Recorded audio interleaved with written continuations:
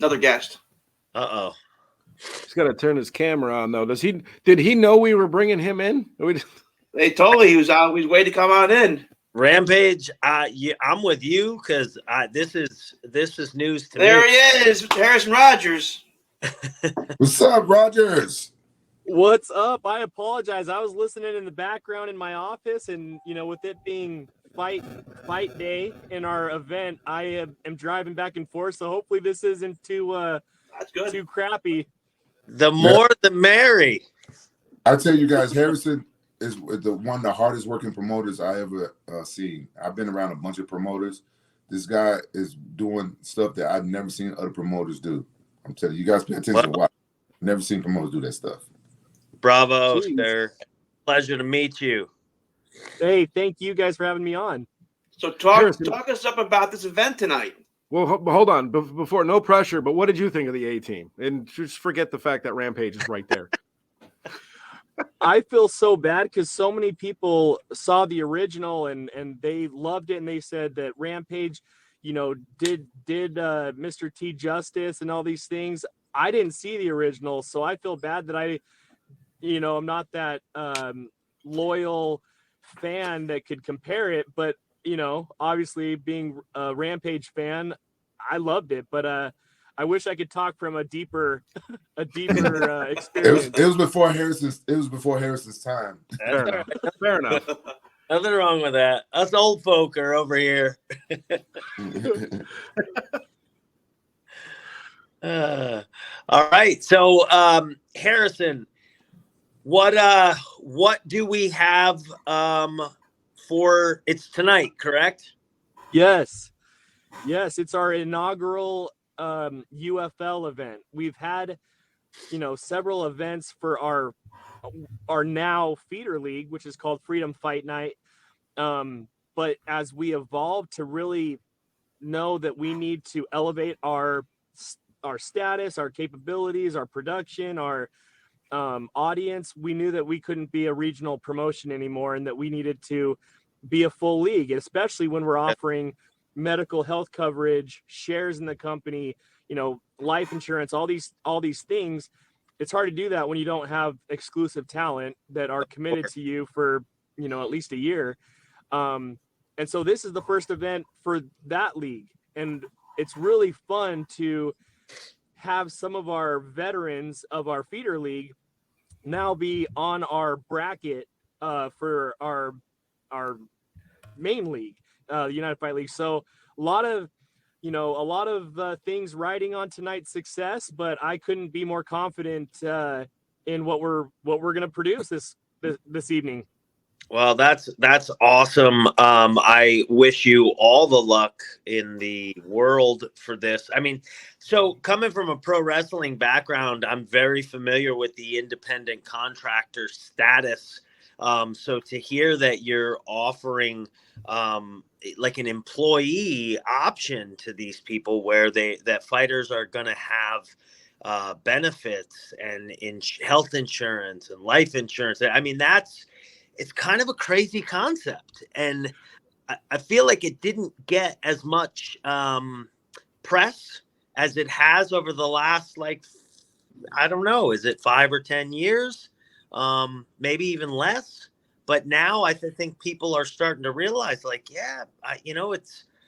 it's kind of a flawed system.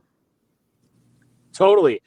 And I do think in the last 6 months, whether it's with Francis Ngannou or Luke Rockhold or some of these big names now finally able to rock the boat, and not worry so much about their relationships with the big promotions.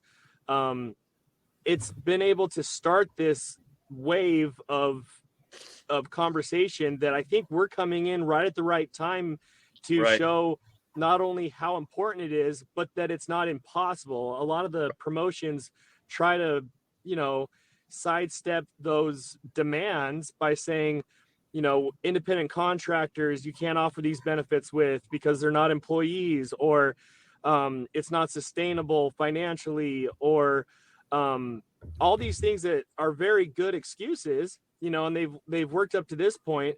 I am excited to show that those excuses can no longer be the reason why people aren't providing it. You know, it's not prohibitive.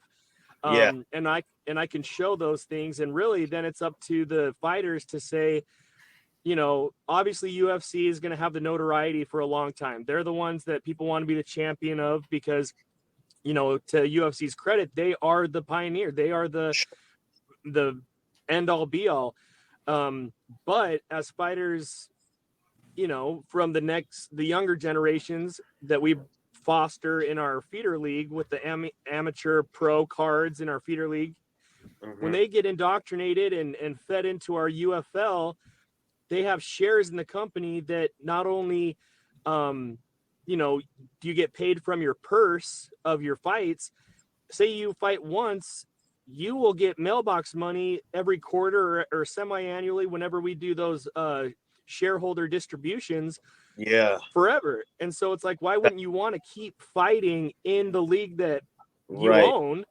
And you know, as we keep upping our purses and keep upping our attractive of bigger name fighters, the bigger audience will continue to get, and then hopefully over many years that notoriety will be as big with us because we have the big names. But it'll take a while to build that generation of evolution, but we're committed to doing it. That's awesome. I mean, if you're a fan of fighting or any combat sports, or a participant, a fighter or whatever, I don't know how you can't, at the very least, applaud the effort, you know, that you've found the way to do it, you know, pass or fail, just the effort to go out and accomplish this in itself. I just applaud you, sir. And I think that's thank you.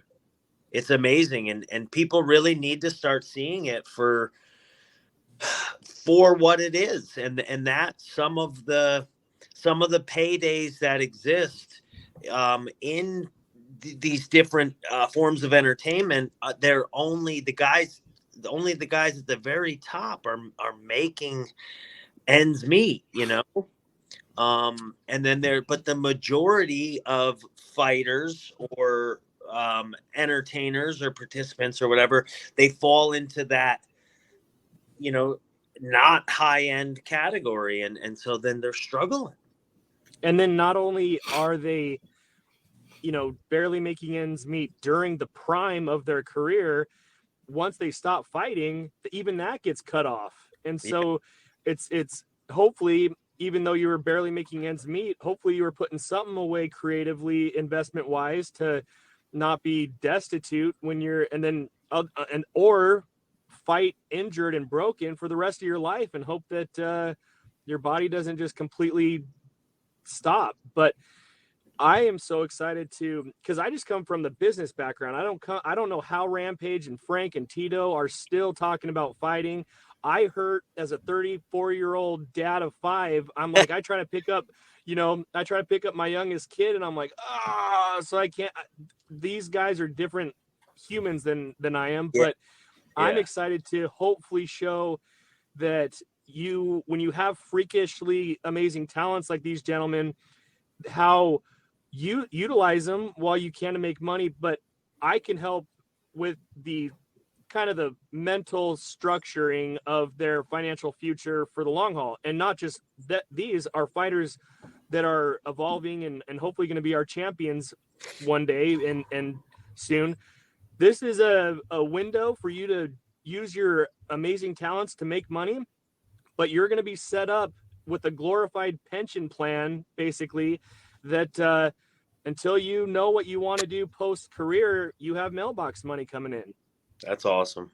Nice. Rampage, is this why, like, it's kind of a no-brainer for you to be a part of this? Is because you've seen the other side of it, right? Oh yes. As soon as Harrison told me that his plan about the health insurance and life insurance, oh man, I was like, this is a no-brainer. This is what I wish was around when I was coming up. I want my son to be a part of this this organization. Then he said he's going to give fighters shares in the company. I was like, this motherfucker crazy. That's unheard. That's unheard of. But then I started paying attention to what he was doing. I started listening to him. I was like, this motherfucker a genius. You know why? Yeah. You know what? I figured it out. He's really smart with this one, because if you own a piece, you're gonna treat it better than you know what I'm saying, you would if you just participate. You know what I'm saying? You know people who their daddy give them their first car, they don't take good care of it, they dog it out, whatever. But if they had to work to pay for that first car, they treasure that car, they take better care of it. It's the same concept with this. I already see like the young fighters like promoting their indies drink, and they going above and beyond, and they're really promoting themselves and stuff like that. I see it already unfolding. And to echo and piggyback off of that, the whole ownership mentality is different. That when people who are fighters and are shareholders, when this logo, I hope they kind of feel sacred of their ownership, their hard work and the sacrifice, that they'll be like, if, you know, haters online or whatever are talking bad about it, they feel personally offended because they're like, that's my company. Right. You know, that's my bread and butter forever. Yeah. I'm gonna fight back. And like Rampage said, all the assets that are owned by United Fight League are owned by all the shareholders, like our energy drinks that are going to be incredibly successful in and out of the sport. Like my background in mental health care and other things, I'm so excited to merge these two worlds, because these energy drinks are formulated to not only jack your body in energy and physically, but your mind and the clarity and the awareness and the ability to, you know, to be alert and help I don't want to go into everything it does, because then we have a line that's kind of a mood advocate of anti-depression, anti-anxiety, all these other great things. As those succeed, it benefits all the fighters too, because our company, the United Fight League Corporation, owns all of these assets. And so people are going to be their own, you know, sponsors. Like they're like, why would I not be pushing this as hard as I can? Because I'm glad Rampage sees the genius in it. I see it. I didn't at first. I was glad that you were doing that somebody stepped up and really showed that they cared for people. And I know what type of person you are now by working with you for so long now. I know why you're doing all this, because you know he's just a good dude. He's just sick of seeing people get screwed over. And you know what I'm saying? That's the type of person I would be. If I was a multi-billionaire or something like that, I would be like one of those type of people to, you know, be like the big uncle. Come on, let me help you, and let me help you make money. And you know, you're not going to lose money helping people, but you're going to do it. But you're going to do it right and do it smart. And I see what he's doing, and I thank God for him, because he's going to change the sport. I think other promotions will have to step up once he constantly grow, because he's new into this space, right? It's like at this level. It's like up and coming guys, you know. A lot of guys, I see their records like 4-0, 4-1. So he's not competing with the UFC or nobody yet. But I think in a couple of years, who knows? He can be up there with Bellator and UFC and PFL, you know. Who knows? That's exactly it. But I think it's going to force change. And that's a good thing there, especially considering that how lopsided and unfair that sort of scale of balance is at the moment. I think there needs to be change, and I think for the most part people have talked about it now, but this is one of the first times I'm seeing somebody actually put some action behind those words and do something. And Harrison, when he says, I've noticed when he says he's going to do something and he gets focused, he does it. I've noticed that. It's a lot of fast talking stuff in this business. I'm the first one to say it. Like I've been dealing with a lot of people over the 22 years I've been in the sport. I've been ripped off by a lot of people and stuff like that. So it's refreshing. Promoters, managers, sponsors, people. So many different stories, horror stories. People ripping you off, and not only MMA fighters, all athletes go through that. Like managers and agents. We go through that because if you think about it, most athletes, like we probably didn't pay that much attention in school. We didn't go to business thing, and so you do like stupid business deals. But the most of the times I got ripped off wasn't due to my education or lack of education. It was due to me trusting like the wrong person. They get close to you and like they become like your friend, like a father figure or like a brother or stuff like that, right? Then they out-heart you. It's not like they outsmart you. So right. It's refreshing, and I can't wait for all the fighters to come and talk to Harrison and get to know him, because most fans don't know this, but your first fight when you're a fighter, your first fight is with the promoter. That's your first fight. Your first fight is with the promoter. Before you even go anywhere near the cage, you got to go to that promoter and fight for your purse. Like, I'm worth this much. And he's like, no, you only worth this much. Like, no, I'm worth this much. But with Harrison, you don't. That fight is now eliminated. So I'm excited to see how the relationships with him and other fighters and stuff are going to be. Yeah. Well, I can say for myself after this one conversation, I want to fight for Harrison. I mean, come on. I want to fight for Harrison too. Me and Harrison have been talking about me doing grudge matches because I want to fight Titties because we were supposed to fight a long time ago and everything. I want to fight him. I want to. Oh, he was from Tough, right? Yeah. Yeah. I want to fight him. I got a couple other grudge matches. I owe Vanderlei a rubber match. I want to do a boxing match with Vanderlei, like the rubber match, because we're both 2-2, right? Yeah. And then my first loss ever was Marvin Eastman. He beat me, and then I came to UFC. I beat him. I owe him a rubber match. He hasn't fought in a while, so I don't know if he wants to fight. So maybe he's a kickboxer, so maybe me and him can do like a kickboxing match or a boxing match. I just want to do like my own series of grudge matches, and I want to help UFL grow, right? So I want to do them there. So Rampage, and only because I just watched this fight yesterday. It was you and Vanderlei from the UFC. You knocked him out with a left hook. And one of the things I noticed, and I don't know if in your training you guys called it this or not, but one of your like go-to defenses is something that I would call answering the phone. Oh yeah, I call it the cover and roll. Okay. And because you slipped his right hand with that, what I would say is answer the phone, your cover and roll, and you came back with the hook, and the cross missed him because he was already on his way to the hand. But so I watched that, and I saw some of the same tactic that you did in the fight against Chuck in Pride. My question: how much of that is just straight up involuntary? It's repetition. It's just you there's no conscious thought of, okay, I'm gonna slip this right hand and I'm gonna come back with a left hook and follow right cross. It's just muscle. I have to tell you that you have to drill that over and over and over to get like used to it. So it will be second nature. But if I don't drill it, because I have trainers that don't. I had some trainers that don't believe me. I learned that one from training with Colin Oyama when I was like, Team Oyama back in the day, and he was a genius at inventing that.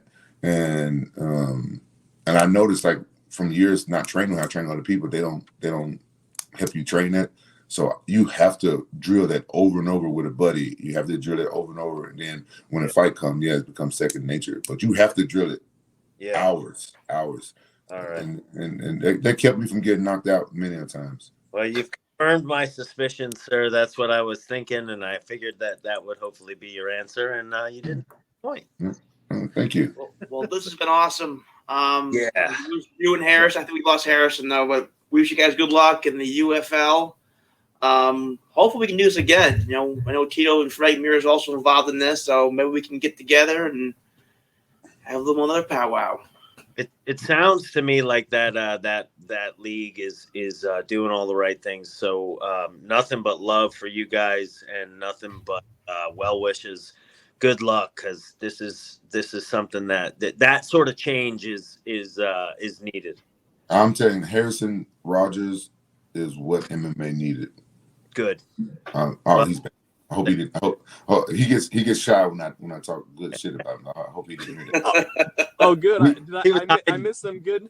Yeah. We thought you was gone. Yeah, we were just talking shit about you, sir. Yeah, Hey, I'll take. I get a lot of it. We're about to sign off. I want you guys to know that it's going to be live on Rumble tonight, right, Harrison? Yep, live on Rumble for the prelims, and then the main card is on the. I guess it's like the sister company of Rumbles, which is called Locals. Okay.